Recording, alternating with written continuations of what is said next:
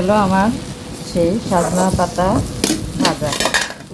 আসসালামু আলাইকুম আপুরা ভাইয়ারা, আলহামদুলিল্লাহ নতুন একটা সকাল, আবার নতুন একটা দিন, নতুন একটা সকাল দেখার সুযোগ করে দিয়েছেন।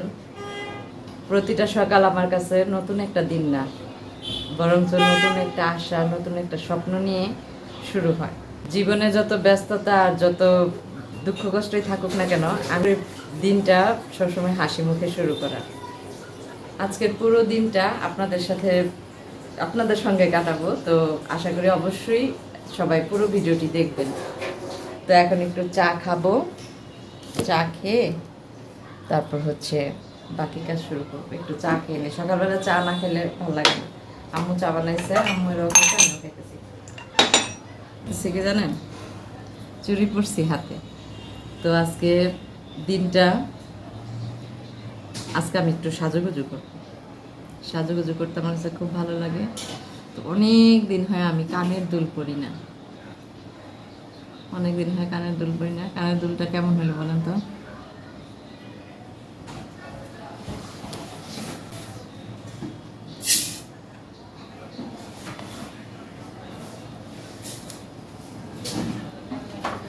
হাতে চুড়ি পরলাম, চুড়ি, কানের দুল, গরম ঘামায় কি অবস্থা, চুড়ি, কানের দুল। তো অবশ্য আমার কাছে সাজুগুজু করতে অনেকটা ভালো লাগে। আর সারাদিন তো সংসারের কাজে অনেক ব্যস্ত থাকা হয়, তাই ভাবলাম যে আজকে নিজের জন্য একটু সময় দেই। হালকা করে সেজে থাকলে মনটাও কিন্তু খুব ভালো থাকে, তাই না? আর সাজুগুজু করলে মনটা এমনও অন্যরকম একটা সময় না, অন্যরকম লাগে নিজেকে। কারণ নিজের মুখে হাসি থাকলে সেই হাসিটা কিন্তু পুরো পরিবারের মধ্যে ছড়ায় যায়, পুরো পরিবারের মধ্যে। আর যখন দেখবেন নিজের মন খারাপ থাকে, তখন সবাইকে বিরক্ত লাগে, কাউকে ভালো লাগে না, কারো কথা ভালো লাগে না, এরকম, তাই না? আরেকটা জিনিস দেখেন, এই যে ব্রেসলেটটা কেমন হয়েছে বলেন তো? এই ছোট ছোট জিনিসগুলি না একটা মেয়ে মানুষের সৌন্দর্যটা আরো বাড়ায় দেয়, তাই না? ছোট ছোট গহনাগুলো এই যে করলাম, এই যে আপনারা পরে ফেললাম। ভালো লাগতেছে না? অনেক ভালো লাগতেছে আমার কাছে। কমেন্টে জানাবেন আমার এগুলো কেমন হয়েছে, কেমন লাগে, অবশ্যই কমেন্টে জানাবেন। তো একটু চিন্তা করছি যে সাজুগুজু করে একটা ভিডিও করবো, কিন্তু করা হয় না, কাজের চাপে সুযোগই পাই না কিছু করার। তো আজকে একটু সুযোগ পাইছি, এই জন্য আজকে একটু হালকা সাজুগুজু করে নিলাম। ও, কানের দুলটাও পরছি, ভালো লাগতেছে।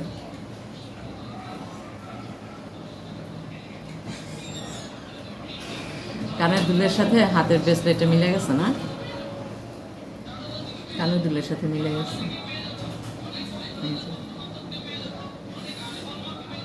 অনেক ভালো লাগছে আজকে। কেন জানি আমার মনটাও অনেকটা ভালো। তো এই জন্য ভাবলাম যে একটু সাজুগুজু করি, শাড়ি পরতে, কিন্তু আসলে সময় সুযোগ হয়ে ওঠে না শাড়ি পরা।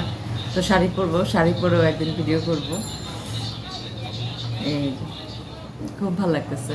তারপরে ভাইরা এরকম মাঝে মধ্যে সাজুগুজু করবেন, তাহলে দেখবেন মনটা ভালো থাকবে। সবসময় একভাবে থাকলে মনটাও অন্যরকম একঘেয়েমি হয়ে যায়, তাই না? একঘেয়েমি হয়ে যায়, তখন কোনো কাজও করতে ভালো লাগে না, সব কাজই বিরক্ত লাগে। মাঝে মধ্যে একটু নিজেকে চেঞ্জ করার দরকার আছে, তাই না? একটু চেঞ্জের দরকার আছে।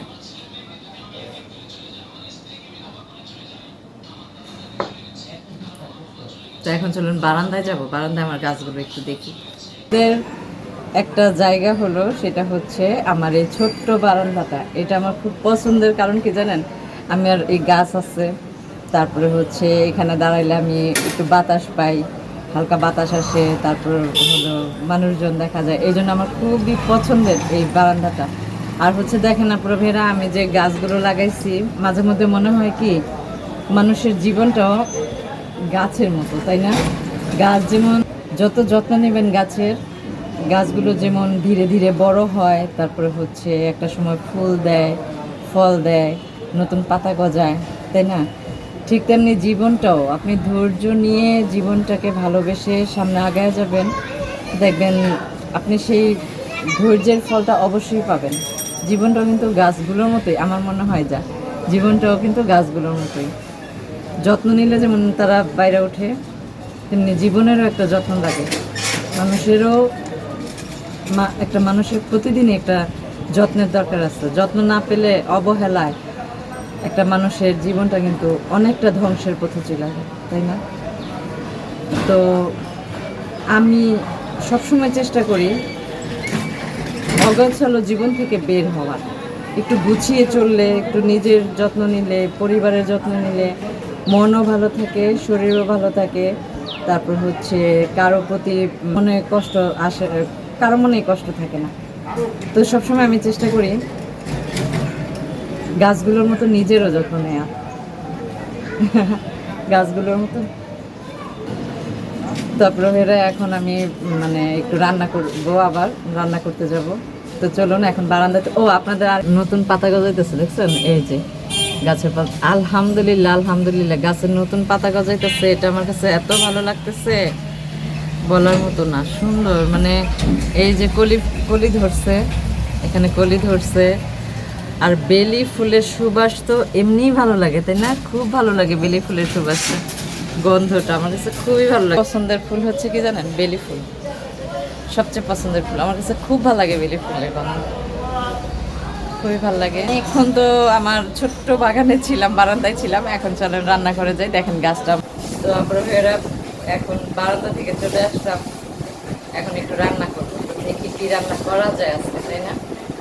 তো আজকে তেমন একটা কিছু রান্না করব না, অনেক গরম, অনেক গরমের মধ্যে দেখি কি রান্না করা যায়। ফ্রিজে কি আছে, তো অনেকগুলো দুধ নিয়ে আসছি এখানে। এখন দেখি কি রান্না করা যায়। আমার তো রান্না করার ব্যবস্থা করতে হবে না, আর কিছু তো একটা খাইতে হবে রান্না করে। ও দেখেন, ফ্রিজগুলো মনে হইল এই যে আমার ভাইয়ের শ্বশুরবাড়ি থেকে যে ডিম আনছিল, সেই ডিমটা আজকে রান্না করব। হয়েছে কি রে, দেখেন পাতিলের মধ্যে ডিমটা না, এখানে আমার ভাইয়ের বউ তো অসুস্থ, তো ডিমটা সিদ্ধ করছিল রান্না করার জন্য। তো অসুস্থতার কারণে রান্না করতে পারে নাই। তো এখন এইটাকে আমি রান্না করবো, একটু গরম দিয়ে সিদ্ধ করে নেব, যেহেতু কালকে রাত্রে সিদ্ধ করা হয়েছে। আর গ্রাম থেকে আনা হাঁসের ডিম, আর গ্রামের জিনিস খাওয়ার মজাই আলাদা, তাই না? আজকে আরেকটা জিনিস রান্না করব।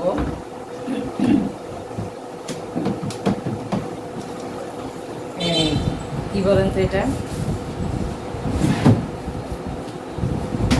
এটা হচ্ছে সাজনা শাক। সাজনা শাকটা কিন্তু খুবই উপকার একটা সবজি, শাক। খুবই উপকার স্বাস্থ্যের জন্য, যাদের ডায়াবেটিস আছে তাদের জন্য মানে খুবই উপকারী একটা শাক। একে আনা টাটকা জিনিসের খাবারের মজাই আলাদা, তাই না? এই যে দেখেন সাজনা পাতা নিয়ে নিলাম, অনেকগুলো সাজনা পাতা পাঠাইছে আমার ভাই, নিয়ে আসছে। তো এগুলোকে এখন আমি সুন্দরভাবে পাতাগুলো ছাড়াই নিব। এটার সাজনা কিন্তু ডাটা খায় না, শুধু পাতাটা নেয়, শুধু পাতা নেয়। অবশ্য আমি কখনো সাজনা শাক রান্না করি নাই, আজকেই প্রথম রান্না করতেছি। তো আমি সবগুলো পাতা এভাবে ছাড়াই নিব আগে।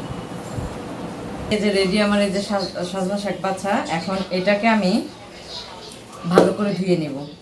দেখেন উপকারী একটা শাক, এটা খুবই উপকারী শরীরের জন্য, মারাত্মক উপকারী, ঔষধি শাক বলা যায়। ওটাও সুন্দর ভুনা হয়ে গেছে। এখন আমি ডিমটা নামায় ফেলবো। ডিমটা নামায় পরে হচ্ছে শাক, এই যে সজনা শাকটা বসায় দিলাম। এটাকে একটু ভাপ দিয়ে নিব আমি, শাকটাকে ভালো করে ভাপ দিয়ে তারপর নিব। তো শাকটা তো এই পাশে বসাইলাম। এখন সাজনা শাকে পানি ওঠে না, সাজনা শাকে হালকা একটু পানি দিয়ে নিব। হালকা একটু পানি দিয়ে নিলাম। সাজনা শাক আর কচু শাকে পানি না, পানি কম ওঠে। এখন এটাকে প্রচুর পরিমাণ ঔষধি গুণ আছে, সেই জন্য আমি এটাকে পানিটা ফালাবো না। পানিটা না ফেলে এই পানিটার একদম ভাতের মধ্যে শুকায় নিব। পানিটা শুকায় নিব। আর এখানে কয়েকটা আস্ত কাঁচামরিচ দিয়ে দিলাম,